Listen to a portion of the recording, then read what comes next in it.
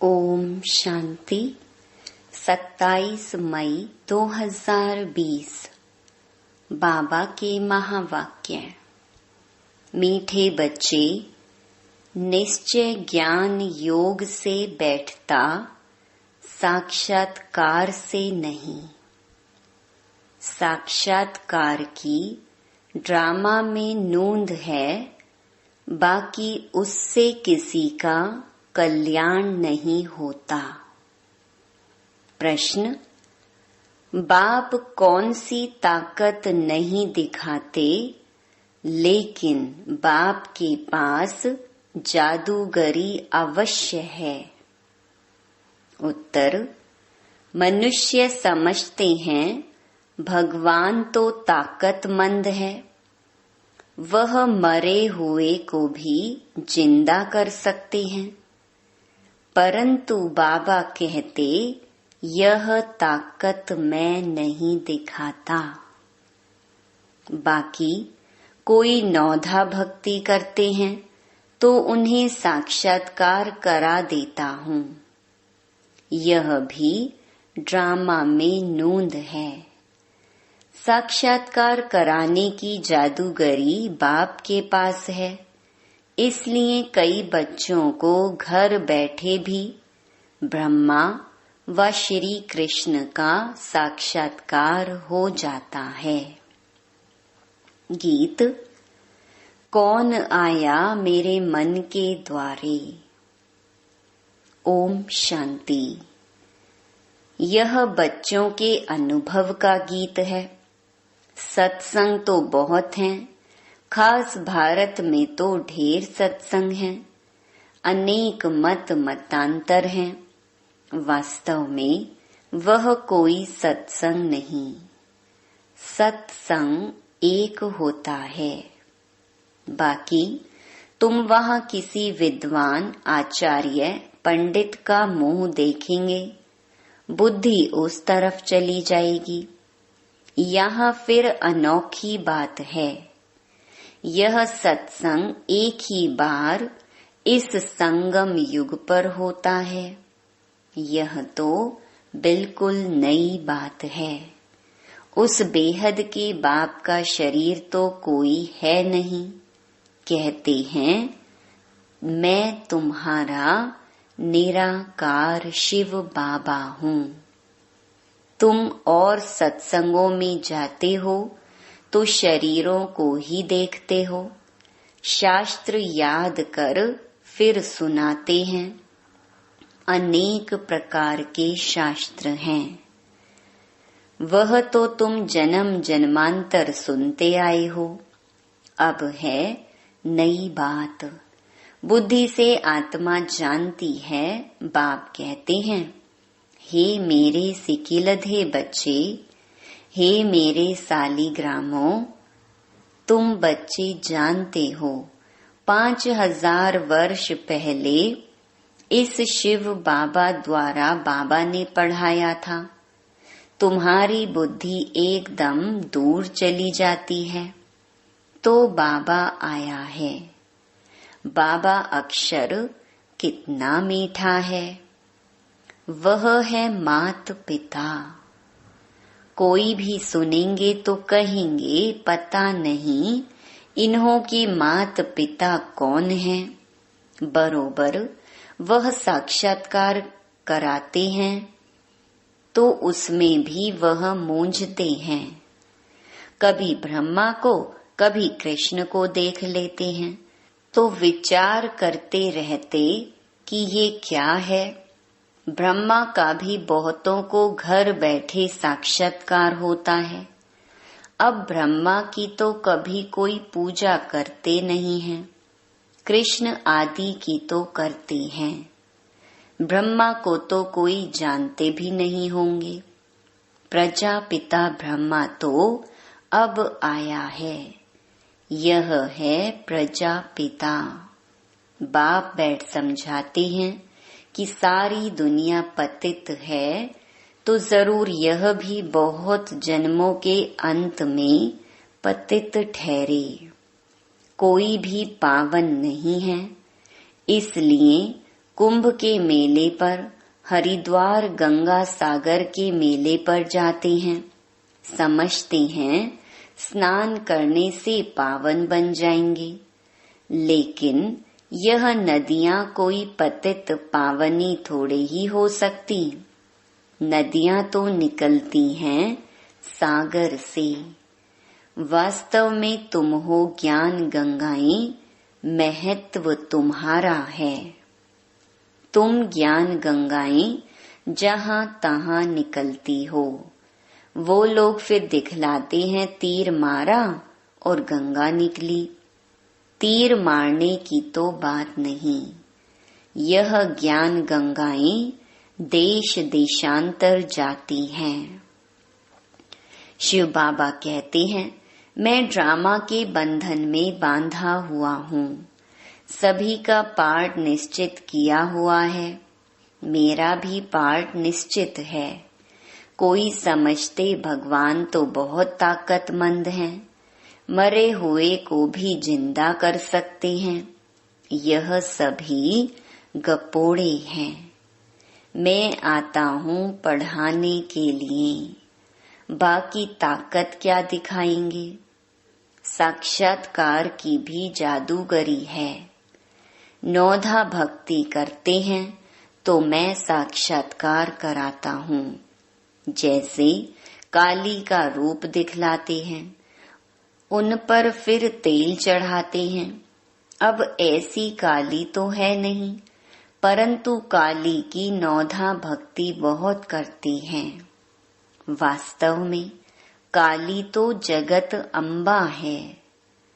काली का ऐसा रूप तो नहीं, परंतु नौधा भक्ति करने से बाबा भावना का भाड़ा दे देते हैं।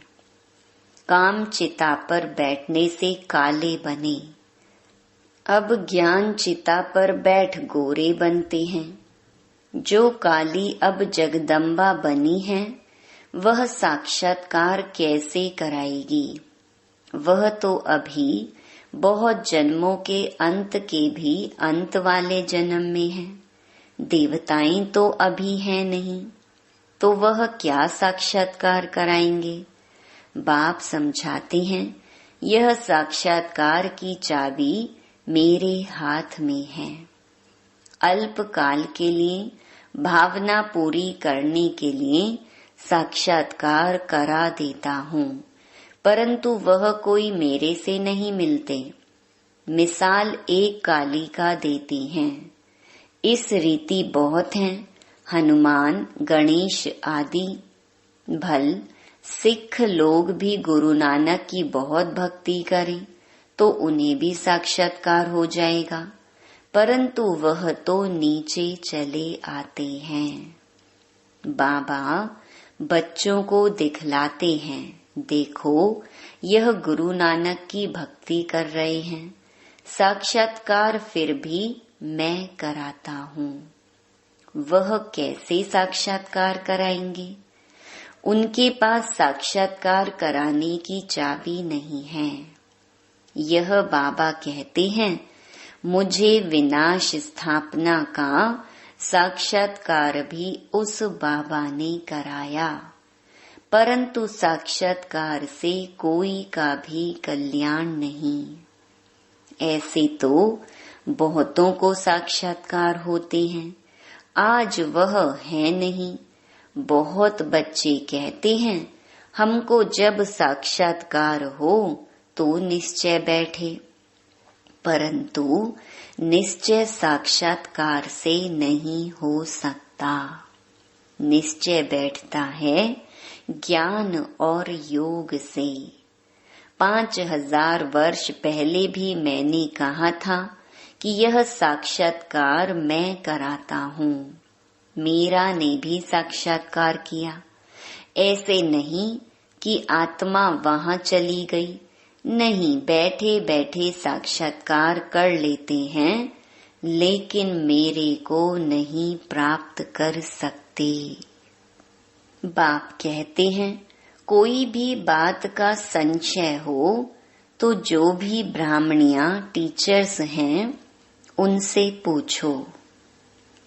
यह तो जानते हो, बच्चियां भी नंबरवार हैं, नदियां भी नंबरवार होती हैं, कोई तो तालाब भी हैं, बहुत गंदा बासी पानी होता है, वहां भी श्रद्धा भाव से मनुष्य जाते हैं। वह है भक्ति की अंधश्रद्धा। कभी भी कोई से भक्ति छुड़ानी नहीं है। जब ज्ञान में आ जाएंगे तो भक्ति आपे ही छूट जाएगी। बाबा भी नारायण का भक्त था। चित्र में देखा लक्ष्मी दासी बन नारायण के पांव दबा रही है, तो यह बिल्कुल अच्छा नहीं लगा। सतयुग में ऐसा होता नहीं। तो मैंने एक आर्टिस्ट को कहा कि लक्ष्मी को इस दासी पने से विदाई दे दो। बाबा भक्त तो था, परंतु ज्ञान थोड़े ही था। भक्त तो सभी हैं। हम तो बाबा के बच्चे मालिक हैं। ब्रह्मांड का भी मालिक बच्चों को बनाते हैं। कहते हैं तुमको राज्य भाग्य देता हूँ। ऐसा बाबा कभी देखा? उस बाप को पूरा याद करना है। उनको तुम इन आँखों से नहीं देख सकते, उनसे योग लगाना है। याद और ज्ञान भी बिल्कुल सहज है। बीज और झाड़ को जानना है। तुम उस निराकारी झाड़ से साकारी झाड़ में आए हो। बाबा ने साक्षात्कार का राज भी समझाया, झाड़ का राज भी समझाया। कर्म अकर्म विकर्म की गति भी बाबा ने समझाई है। बाप, टीचर, गुरु तीनों से ही शिक्षा मिलती है। अभी बाबा कहते हैं मैं तुमको ऐसी शिक्षा देता हूँ, ऐसे कर्म सिखलाता हूँ जो तुम 21 जन्म सदा सुखी बन जाते हो। टीचर शिक्षा देते हैं ना, गुरु लोग भी पवित्रता की शिक्षा देते हैं अथवा कथाएं सुनाते हैं, परंतु धारणा बिल्कुल नहीं होती। यहाँ तो बाप कहते हैं अंतमति सो गति होगी। मनुष्य जब मरते हैं तो भी कहते हैं राम राम कहो, तो बुद्धि उस तरफ चली जाती है। अभी बाप कहते हैं तुम्हारा साकार से योग छूटा। अब मैं तुमको बहुत अच्छे कर्म सिखलाता हूँ। श्री कृष्ण का चित्र देखो, पुरानी दुनिया को लात मारते और नई दुनिया में आते हैं। तुम भी पुरानी दुनिया को लात मार नई दुनिया में जाते हो। तो तुम्हारी नरक के तरफ है लात, स्वर्ग तरफ है मुख। शमशान में भी अंदर जब घुसते हैं तो मुर्दे का मुंह उस तरफ कर लेते हैं, लात पिछाड़ी तरफ कर देते हैं। तो यह चित्र भी ऐसा बनाया है। मम्मा बाबा और तुम बच्चे, तुमको तो मम्मा बाबा को फॉलो करना पड़े, जो उनकी गद्दी पर बैठो।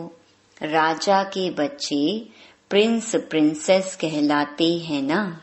तुम जानते हो हम भविष्य में प्रिंस प्रिंसेस बनते हैं। ऐसा कोई बाप, टीचर, गुरु होगा जो तुमको ऐसा कर्म सिखलाए। तुम सदा काल के लिए सुखी बनते हो। यह शिव बाबा का वर है। वह आशीर्वाद करते हैं। यह नहीं हमारे ऊपर उनकी कृपा है। सिर्फ कहने से कुछ नहीं होगा, तुमको सीखना होता है।